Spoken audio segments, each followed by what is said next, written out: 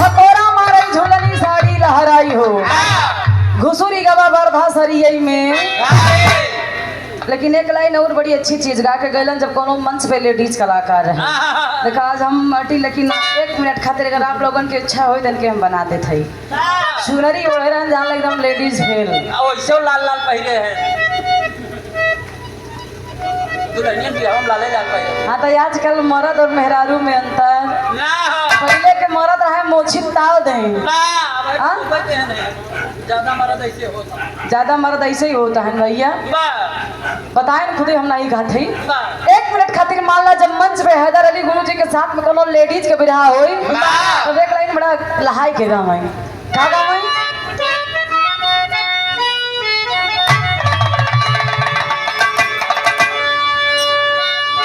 सही हो अब तुझे बजाई दा मोए गाँव बाबा काहे गईले ससुरारी गईले ससुरारी हरे हम बन के दुल्हावा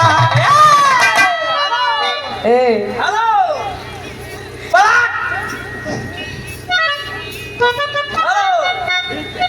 भैया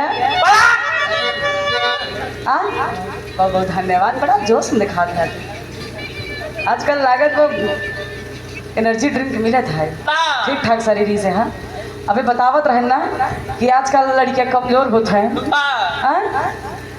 लेकिन हैदर अली गुरुजी गावत रहे का गौला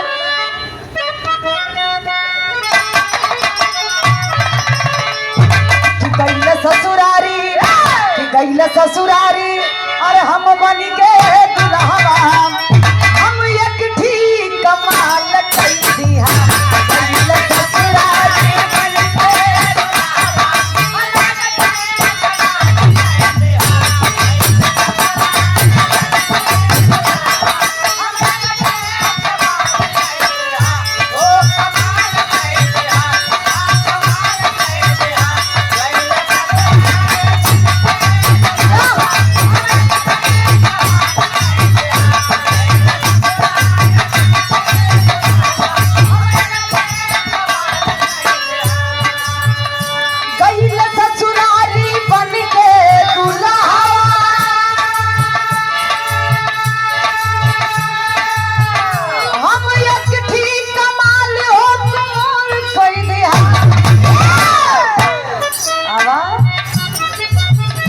छोटका सरवा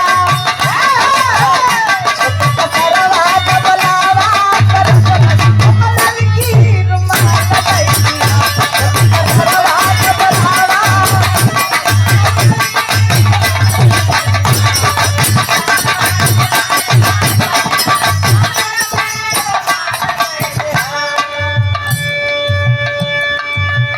धर्म के गार्जियन परम आदरणीय परम सम्मानित लाल बहादुर अध्यापक गुरुजी के कर कमलों से शानदार 101 रुपया के आशीर्वाद कहा छोटका सरवा जबलावा पर छलस हम ललकी रुमाल दे दे हम नहीं दे रहे दादा दे रहे भैया। हाँ लेकिन एक लाइन और गौलम का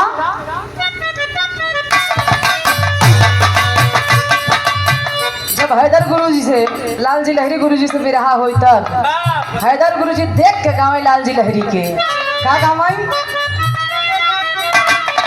गाँव छोड़त रहा ना शरीर तनी अपन बनवा इतना जिन कूदा ए भैया हैदर गुरुजी कहाँ है कैसे काम है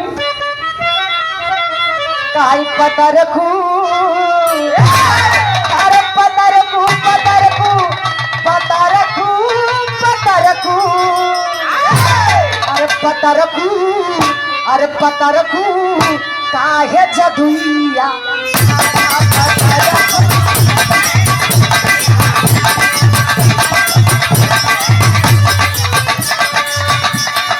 जीते जिंदगिया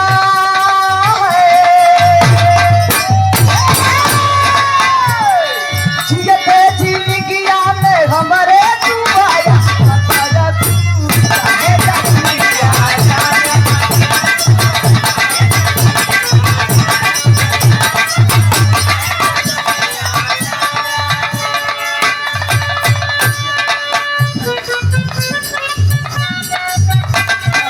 रखा हम पूरा ना गाई पूरा गाँव बहुत देर हो जाए विराह सुने खातिर सब बैठा है लेकिन एक लाइन हम बता लेडीज कलाकार रहे तब देख के गावत रहे।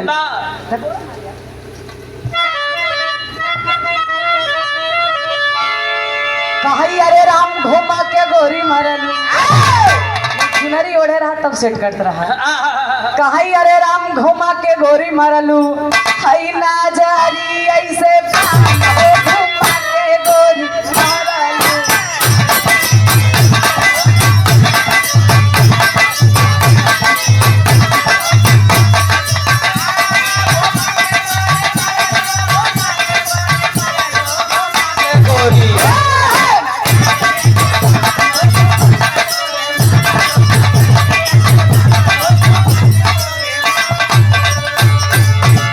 उठा के गोरी मारलू बैठा के गोरी मारलू।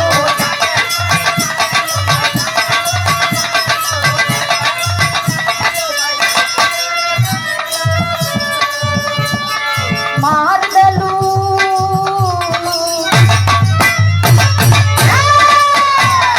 मार देलू अपन मनोरी ऐसे जान हो घुमा के।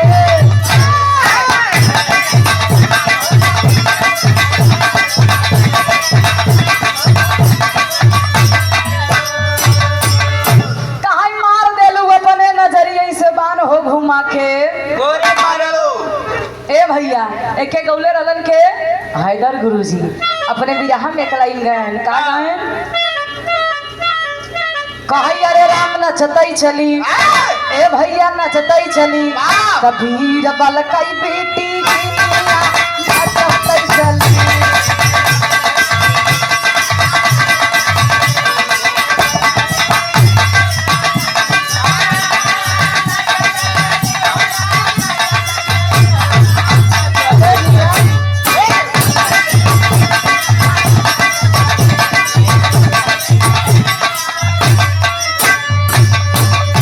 लेकिन एक लाइन दुखी राम गुरुजी गौलन का एक लाइन गौलन का भैया सही हो। कहाई है टंगी में अरे टंगी में टांगिया फसा हो नाना की भौजैया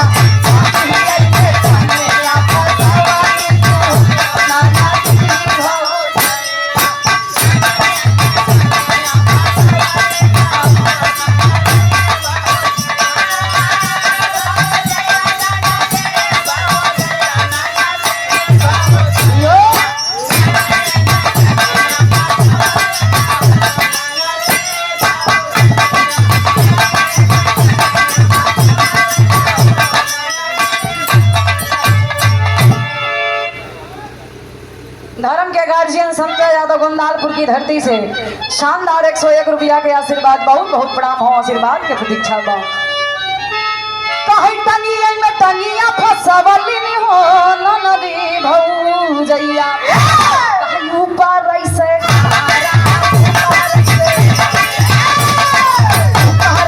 डाल के नदी भौ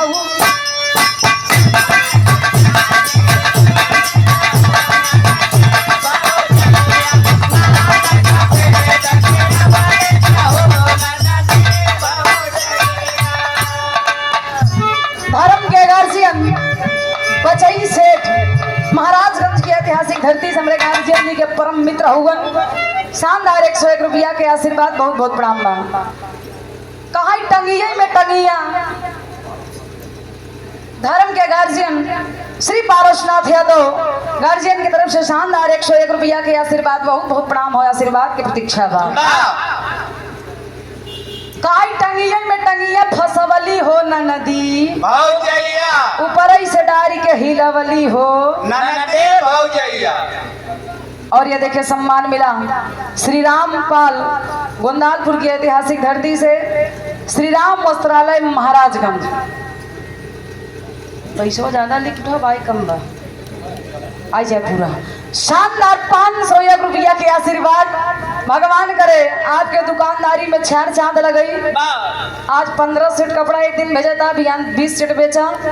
आज 10,000 कमाई हो, बिहान 20,000 कमाई हो। डिस्काउंट कम के जीएसटी खत्म हुई वाली है। बहुत बहुत प्रणाम बा भैया। आप लोग जा बढ़िया बढ़िया कपड़ा खरीद अगर हमरो लायक खुद बताया बहु आई ना खुली बात बनिया अब ही ना खुले पागल इतनी रात कौन दुकान खुले हाँ? नहीं ले वाले लेतन पितर उतर पखनाई मनतिन जे नहीं मानत है। ना बहुत बहुत धन्यवाद। हम आशीर्वाद के प्रतीक्षा में उपस्थित जनता जनार्दन के पैर छू के पहले की आशीर्वाद के कामना हम एक दुखी राम गुरु जी गौलन तब जब माई बहन जाते पे बैठ के गेहूं पीसे टांगी पे टांग सटावे और जब टांगी पे टांग सटावे तो ऊपर से गेहूं डारा है नीचे से सफेद सफेद गिरावे कब गिरावे वाह हो हाँ सफेद सफेद आटा पूरा पूरा कर पागल। तब माई बहन इतने मेहनत करते लेकिन अब वाली के बस के बाद ना ऐसा ऐसा गीत बा भैया। ना जब ऐसे ऐसे कमर लचकही कैसे होई देखा पहले के जमाने में गीत में रस रहे लेकिन अश्लील ना रहे ये तो पुरान चीज है गुरुजी ना ये पुरनकी है हाँ। लेकिन तनी से काट दुलाई नंगी बजाए एक बिराह हो जाए बिराह तुम सटाए दे वाह